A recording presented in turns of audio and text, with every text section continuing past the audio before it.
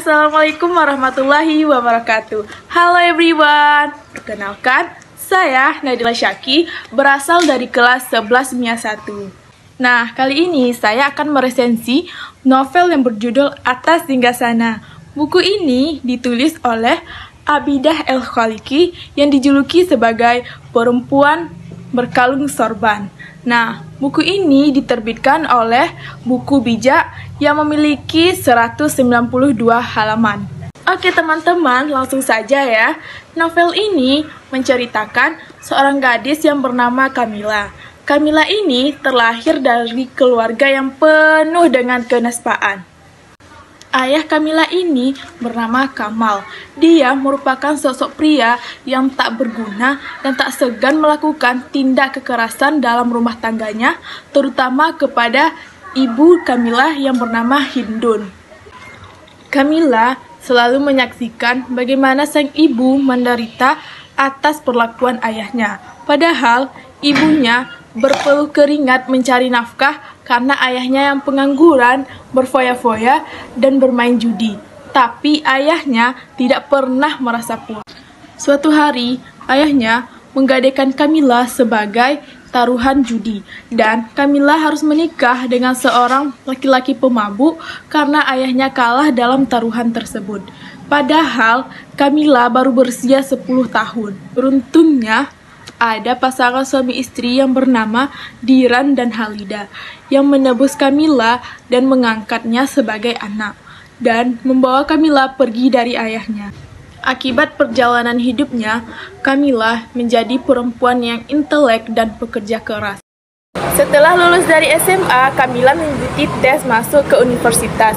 Namun, Mila tidak lulus dan akhirnya Mila bekerja sebagai MC di sebuah restoran hotel berbintang. Mila sebagai MC di hotel itu mulai mengalami gangguan dari para pengunjung hotel, mulai dari ada yang mengajaknya makan malam, bahkan ada yang mengajak Mila untuk menginap di hotel bersamanya. Namun, atas kesabaran dan kekuatan yang ada dimiliki Mila, ia sanggup menahan dirinya untuk tidak terjerumus ke dalam jurang pengkhianatan cinta seperti yang dilakukan oleh ayahnya. Bahkan, gagasannya mengenai HAM membuatnya berhasil mendapatkan beasiswa untuk melanjutkan kuliah di Prancis. Karena studinya, maka ia bertemu dengan Haidar, seorang pacar dari sahabat Mila, yang ternyata menyukai Mila. Karena setiap hari bersama, maka Mila pun juga menyukai Haidar. Di saat Haidar telah berpisah dengan Jihan, maka ia pun mengungkapkan perasaannya kepada Mila. Dan sampai akhirnya Mila pun mengatakan hal yang sama dengan menerima cinta dari Haidar. Setelah sekian lama hidup bersama, saling mengisi hari-hari satu sama lain, masalah pun mulai dating. Haidar mulai dihantui rasa cemburu kepada Mila karena profesi Mila sebagai sekretaris pribadi sebuah perusahaan. Akhirnya kesalahpahaman itu pun terselesaikan dengan kesabaran dari diri masing-masing. Suatu waktu Haidar berpamitan kepada Mila untuk pergi ke suatu tempat. Atas kepergian Haidar, berbulan-bulan Haidar telah pergi, tak pernah memberi kabar apalagi pulang untuk menemui Mila. Saat Mila bertemu dengan Haidar, telah menjadi seorang sufi. Haidar sudah tak mengenalnya dan tak lagi mengingatnya. Saat itu juga Mila merasakan sakit hati yang begitu berat. Sepanjang perjalanan hidupnya menuju dewasa, Kamila beberapa kali menemukan pria yang selalu menjadikan wanita sebagai objek semata. Pria-pria mesum yang dalam pandangan Kamila selalu berubah menjadi makhluk serupa Gorgan atau Merdusa.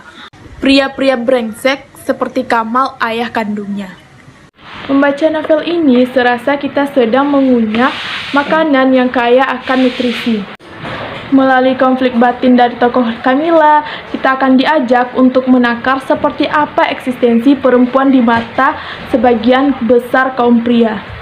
Jadi kesimpulannya adalah banyak hal yang dipetik dari seorang Kamila, terutama tetap meraih masa depan walaupun dalam keadaan kenestapaan.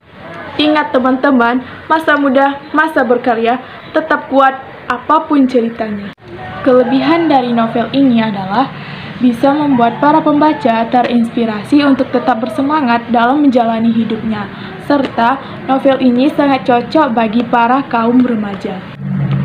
Sedangkan kekurangannya, buku ini menurut saya sangat monoton karena kurang gambar pada setiap bab-bab tertentu yang mengisahkan tentang Kamila. Sekian resensi dari saya. Sampai jumpa. Assalamualaikum warahmatullahi wabarakatuh.